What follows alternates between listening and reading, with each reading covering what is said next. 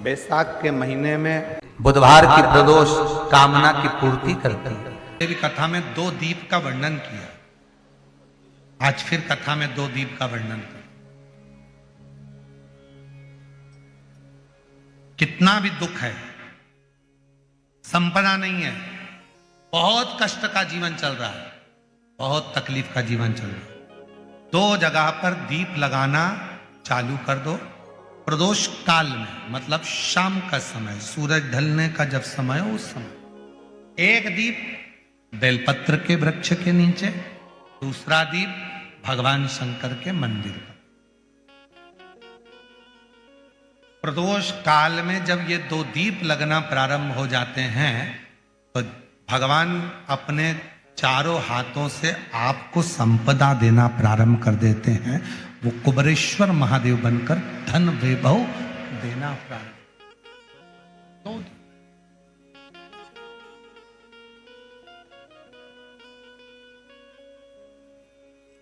और दोनों दीप फूल बत्ती के होना चाहिए, लंबी बत्ती के नहीं।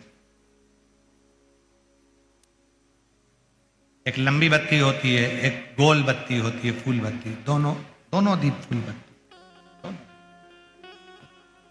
मां सती ने जब भगवान शंकर के लिए आराधना साधना करी थी और भगवान भोलेनाथ जी से वर प्राप्त करा था, तो माता सती ने भी ये साधना ऐसे ही करी और माता सती को शिव मिले थे। प्रदोष काल का दीप, प्रदोष काल की आराधना, प्रदोष काल की साधना और प्रदोष काल में परमात्मा का लिया गया नाम हमारे करोड़ों करोड़ों करोड़ों करोड़ों पुण्य को प्रबल कर देता है और हमारे पाप को छिन्न कर देता है। हमारे पाप। किसी व्यक्ति ने अपनी जिंदगी में एक नियम बना लिया कि मुझे प्रदोष के दिन बाबा देवाधिदेव महादेव को एक कमल का पुष्प चढ़ाना। और कई मौसम ऐसा होता है कि उसमें कमल का पुष्प नहीं मिलता तो कमल गट्टा बाजार में मिलता है, देखा है आप लोगों ने, काला कलर का होता है कमल गट्टा। एक कमल का गट्टा भी यदि देवाधिदेव महादेव को यदि कोई कितना भी दरिद्र है, कितना भी गरीब है, उसका कोई व्यापार नहीं, कोई व्यवसाय नहीं, कोई नौकरी नहीं, कोई चाकरी नहीं, कितना भी परिस्थिति से मारा हुआ व्यक्ति है, अगर उसने प्रदोष नियम बना लिया, प्रत्येक 12 महीने का मैं नियम लेता हूं और पूरे 24 प्रदोष मैं बाबा को कमल का, जिस समय पर कमल का पुष्प मिल जाए उस समय पर कमल का पुष्प चढ़ाओ, ना मिले तो कमल गट्टा चढ़ाओ। पर जिसने प्रदोष का नियम बना लिया, 1 साल पूरा नहीं होगा और मेरा बाबा उसका हाथ पकड़कर उसको मंजिल तक पहुंचाना पड़ा। कितना भी दरिद्र, कितना भी दरिद्र। ये लोमश ऋषि की कथा कहती है, ये लोमश बाबा का चरित्र कथा। कितनी भी गरीब परिस्थिति क्यों ना हो, कितना भी दरिद्रपन क्यों ना हो, कुछ नहीं घर में, पर बाबा का आशीर्वाद। जैसे बैसाख और ज्येष्ठ 2 महीने ऐसे होते हैं जिन 2 महीने के किसी भी 2 प्रदोष पर यदि अनार का पुष्प शंकर भगवान को समर्पित करा जाता है, भगवान शिव जी को अगर अनार का पुष्प समर्पित करा जाता है तो संपदा की कमी नहीं होती, कभी वैभव की कमी नहीं होती। केवल 2 महीना ऐसा होता है, एक होता है बैसाख का महीना, एक होता है ज्येष्ठ का महीना। ये 2 महीने में कभी भी कोई सी भी 2 प्रदोष, किसी भी 2 प्रदोष को ले लो और उसमें अनार का फूल, जो अनार का फल लगता है उसमें फूल भी लगता है, अनार का यदि पुष्प, एक ही पुष्प यदि शंकर के शिवलिंग को समर्पित करा जाए तो कभी, हम तो यहाँ तक कहेंगे कि कोई बहुत छोटे से छोटा व्यक्ति है, भले हाथ गाड़ी चला रहा है, ठेला गाड़ी चला रहा है, रिक्शा चला रहा है, उसके पास धन नहीं है, बहुत कमज़ोर है, पैसा नहीं है, बहुत तकलीफ में है, बहुत दुखी है, तो हम तो उससे कहेंगे कि या तो बैसाख के महीने में या ज्येष्ठ के महीने में कोई भी 2 प्रदोष को अनार का पुष्प यदि वो समर्पित कर देता है तो निश्चित है उसके घर में वैभव संपदा बढ़ना प्रारंभ हो जाती है, कार्य में उन्नति है। एक पत्र है, अच्छा है। बैसाख महीने में जो प्रदोष आती है बैसाख के महीने में, बहुत ध्यान से सुनना भाई, जो अपनी जिंदगी से बहुत तंग आ गए हो, परेशान हो गए हो, कष्टमय जीवन जी रहे हो, बहुत दुखी हो गए हो, उनके लिए ये स्कंद पुराण का चरित्र फिर मिले ना मिले, आप प्रेम से सुन लो भाव से। पहला, बैसाख महीने की प्रदोष, चाहे वो शनिचरी प्रदोष हो, चाहे रविवार की हो, सोमवार की हो, मंगल की हो, बुधवार की हो, गुरुवार की हो, शुक्रवार की हो, शनिवार की हो, कोई भी वार की हो, पर बैसाख महीने की प्रदोष, प्रदोष काल में शाम का समय सूर्य डूब रहा हो, बस डूबा ही हो, और उस समय पर सूर्य के डूबन के तुरंत बाद बाबा को धतूरे के साथ में बेलपत्री ना चढ़ाते हुए बेलपत्री के वृक्ष के 7 कांटे बाबा के शिवलिंग पर समर्पित करे जाते हैं महाराज, अपनी जिंदगी में अड़चनों को हटाने के लिए। फिर आप जिस व्यापार में उतरे, जिस व्यवसाय में उतरे, जिस नौकरी में उतरे, आप दिल से करें, आपको तरक्की मिलेगी। आप हार नहीं सकते, नीचे नहीं आ सकते, उन्नति पर ही चढ़ेंगे। एक वैशाख मास की शादी के हो गए 40 वर्ष, शादी के हो गए और औलाद है ही नहीं, डॉक्टर ने भी हाथ, तब आखिरी में एक काम चालू करो, प्रदोष का दिन दोनों पति पत्नी व्रत चालू कर दो प्रदोष का, और प्रदोष काल में शाम के समय जाकर एक ही दिए में 2 लंबी बाती जानते हो ना, रुई की लंबी कपास की बाती, दोनों बाती एक ही दिए में रखकर पति पत्नी दोनों उसको प्रज्वलित करना प्रारंभ करें, बाबा संतान देकर ही रहेगा, औलाद आएगी ही। कनेर के पुष्प एक बेलपत्र में रखकर नंदीश्वर के पास में बैठकर श्री शिवाय नमस्तुभ्यम बोलकर अशोक सुंदरी वाली जगह पर स्पर्श कराकर भगवान शंकर पर 7 फूल के साथ बेलपत्री की डंडी अशोक सुंदरी की साइड हो, ऐसा स्मरण करते हुए शिव को समर्पित कर दे। वही बेलपत्री 5 बार नमः शिवाय या पंचाक्षर मंत्र, षडाक्षर मंत्र या श्री शिवाय नमस्तुभ्यम बोलकर वही बेलपत्री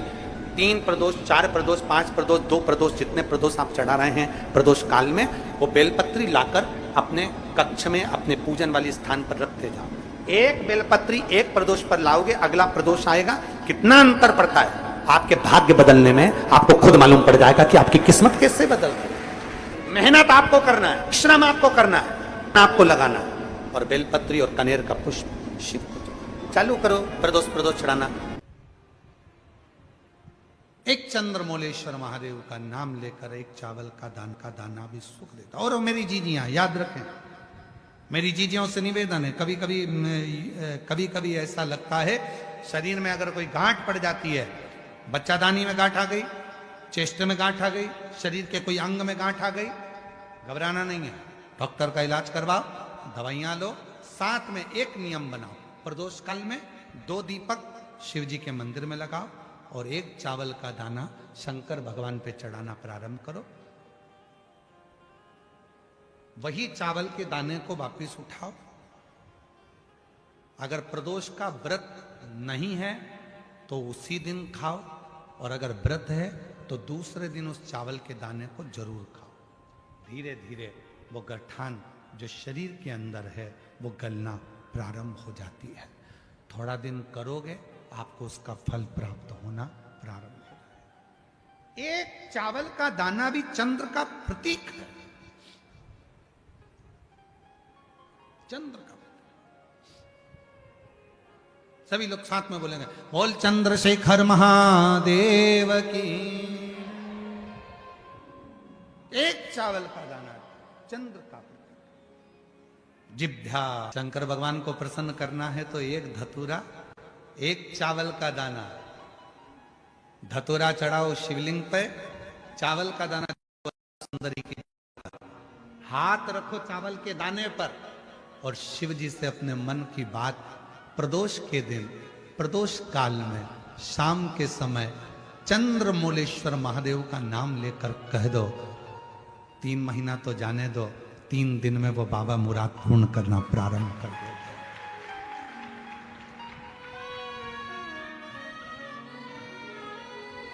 किसी भी प्रदोष के दिन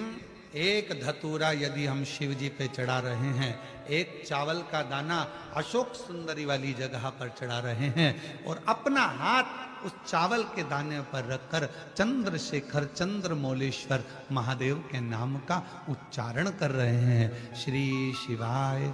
नमस्तुभ्यं, श्री शिवाय नमस्तुभ्यं उच्चारण कर रहे हैं, दिल से प्रार्थना कर रहे हैं, निवेदन कर रहे हैं, नमन कर रहे हैं, बाबा को अपने मन का भाव कर रहे हैं। तो वो 3 महीना तो बहुत दूर है, मेरे बाबा ने अगर कृपा करी तो 3 महीने में मेरा बाबा करुणा करना, दया करना प्रारंभ कर दे। किसी भी प्रदोष के दिन एक धतूरा यदि हम शिव जी पे चढ़ा रहे हैं, एक चावल का दाना अशोक सुंदरी वाली जगह पर चढ़ा रहे हैं और अपना हाथ उस चावल के दाने पर रखकर चंद्रशेखर चंद्रमौलेश्वर महादेव के नाम का उच्चारण कर रहे हैं। श्री शिवाय नमस्तुभ्यं, श्री शिवाय नमस्तुभ्यं उच्चारण कर रहे हैं, दिल से प्रार्थना कर रहे हैं, निवेदन कर रहे हैं, नमन कर रहे हैं, बाबा को अपने मन का भाव कर रहे हैं। तो वो 3 महीना तो बहुत दूर है, मेरे बाबा ने अगर कृपा करी तो 3 महीने में मेरा बाबा करुणा करना, दया करना प्रारंभ कर दे। 3 दिन चंद्रशेखर कथा सुनो, कथा की आरती हो, प्रणाम करना, रज को अपने मस्तक से लगाना, विनय करना, बाबा बहुत दुखी हूं, मेरे कालाधिपति महाकाल, हे मेरे चंद्रशेखर महादेव, हे मेरे सोमनाथ, हे मेरे मल्लिकार्जुन, बहुत दुखी हूं। मैंने सुना है तेरे दरबार में आया कभी कोई खाली ना गया। मेरे महाकाल, दुनिया के दुख को हरने वाले मेरे दुखड़े को भी दूर कर दे, मुझे तेरी कृपा की दृष्टि कर दे, कृपा की दृष्टि,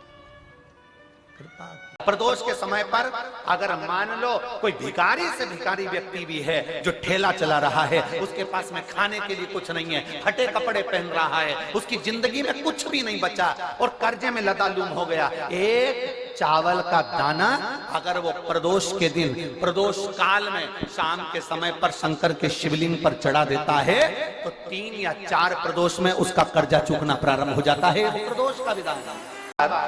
प्रदोष, शिवरात्रि, सोमवार की अष्टमी, ये वो तिथियां हैं, ये वो वार हैं। अगर कोई भूल से भी शंकर भगवान के शिवलिंग का निर्माण करता है या अपने घर में रखे हुए शिवलिंग पर शमी पत्र को समर्पित कर देता है तो जिंदगी में उसका बाल बांका हो ही नहीं सकता। प्रदोष के शमी पत्र में बल होता है, प्रदोष के शमी पत्र में। कभी आपको ऐसा लगे कि मेरे घर में बहुत ज्यादा मात्रा में क्लेश रहता है, बहुत झगड़ा, परिवार में विवाद, तो प्रयास करा करो जब आप देवादिदेव महादेव को जल चढ़ाने के लिए जाएं और प्रदोष का यदि दिन हो या महीने की शिवरात्रि हो या प्रदोष का दिन हो तो उंगली में ही भले एक उंगली में जरा सा शहद लगा कर ले जाओ और अशोक सुंदरी वाली जगह पर और शिवलिंग पर उस शहद को लगाकर जल चढ़ाने का प्रयास करो। आप दो प्रदोष या 2 महीने की शिवरात्रि अगर आपने कर ली, अपने आप आपके घर में क्लेश समाप्त होता चले जाएगा, शांति बनना प्रारंभ हो जाएगा। शहद में वो फल है, मधु में वो फल। प्रदोष के दिन यदि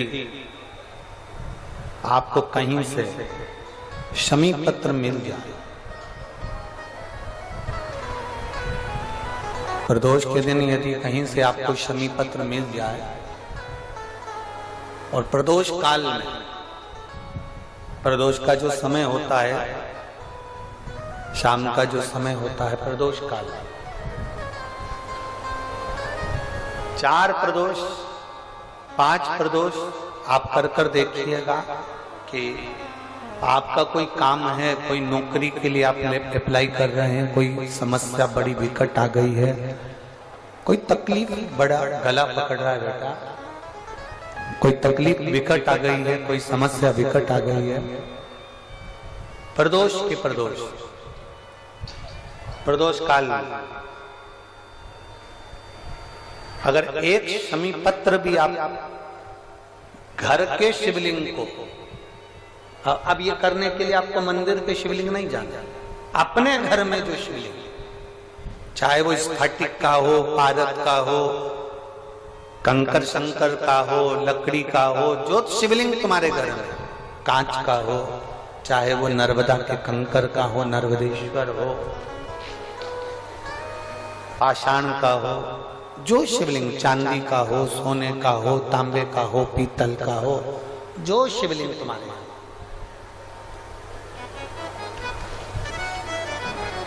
एक शमी पत्र यदि आप भगवान शंकर के शिवलिंग पर समर्पित कर रहे हो और उस शमी पत्र को उठाकर रात्रि को 9:15 की जो एक मुहूर्त होता है, एक समय होता है, जिस समय पर हम अपने मन की बात भगवान शंकर को कहते हैं, पूर्व में भी इसका वर्णन हम कर चुके हैं कथाओं में। उस 9:15 पर वो शमी पत्र को उठाकर एक कागज में, एक कटोरी में उसको रखते थे। 4 या 5 प्रदोष के उस शमी पत्र को अपने पास में रखिए और जिस कार्य के लिए जा रहे हो उसको जेब में ऊपर के भाग में उसको रखकर लेकर जाइए, आपका वो कार्य सफल होकर ही रहेगा, वो रुक नहीं सकता। वो शमी पत्र में इतना बल होता है, प्रदोष का जो शमी पत्र होता है वो बड़ा बलवान होता है। बेटा बेटी कहीं अप्लाई कर रहे हैं नौकरी के लिए या अन्य चीज के लिए, तो वो अगर बेलपत्री के मध्य पत्ती और ये 2 पत्ती है, इस पत्ती के बीच की जो जगह होती है वहां यदि पीला चंदन और 1 चावल का दाना लेकर हरीश्वर महादेव का नाम लेकर शंकर के शिवलिंग पर प्रदोष के दिन अगर चढ़ा देते हैं तो वो बेटा बेटी जिस एग्जाम को दे रहा होता है अच्छी मेहनत के साथ, लगन के साथ, तो निश्चित है वो उसमें सफलता पाता जरूर है। हरीश्वर महादेव व्यापार करके देख लिया और घाटा ही घाटा हो रहा है, इसमें मुझे तरक्की नहीं मिल रही है, इसमें मुझे उन्नति नहीं मिल रही है, या कर्जा बढ़ रहा है, घट नहीं रहा, और बहुत कर्जा बढ़ रहा है, तब एक प्रयोग जरूर करिएगा। तब बन सके प्रदोष के दिन एक धतूरा भगवान शंकर के शिवलिंग के ऊपर रख दीजिए। जब तुम्हें लगे कि मैंने 2-3 व्यापार बदल कर देख लिए, चल नहीं रहे या कर्जा बढ़ रहा है, घट नहीं रहा, तब एक धतूरा भगवान शंकर के ऊपर रख दीजिए। धतूरा रखने का एक नियम होता है। धतूरे की जो डंडी होती है, देखिए छोटी सी डंडी होती है धतूरे में, वो डंडी धतूरे की आप जहां बैठे हो उससे विपरीत होना चाहिए। धतूरे की डंडी आप इधर बैठे हो तो धतूरे की डंडी उधर। अपने को लग रहा है कि व्यापार मैंने बदल लिया, 2 बार 4 बार 6 बार व्यापार बदल के देख लिया और कर्जा बढ़ रहा है, पर व्यापार भी नहीं चल रहा। फैक्ट्री डाली वो भी चल बंद हो गई, दुकान डाली वो भी बंद हो गई, कुछ काम करा वो भी बंद हो गया। जहां संबंध के लिए जाते हैं संबंध नहीं होता है, बेटा बेटी बड़े हो गए उनका कहीं जम नहीं रहा, बहुत प्रयास करके देख लिया पर हो नहीं रहा। तो प्रदोष के दिन धतूरे को रखिए पर डंडी विपरीत दिशा की ओर हो और 1 लोटा जल धीरे धीरे उसी धतूरे के ऊपर आप चढ़ाना प्रारंभ कर दीजिए जो शिवलिंग के ऊपर रखा हुआ। महाराज हाटकेश्वर महादेव का नाम लेते, कौन से महादेव, जम के बोलो जरा, हाटकेश्वर महादेव का नाम लेकर जो जल समर्पित करा जाता है और उस जल को समर्पित करने के बाद उसी धतूरे को वापस घर में ले आया जाता है, वापस लिया। उसके बाद तुम जिस कार्य में हाथ डालोगे और जो कार्य करना चाहोगे उसमें सफलता मिलना चालू हो जाएगी और कर्जा भी धीरे धीरे चूकना प्रारंभ हो जाएगा। संबंध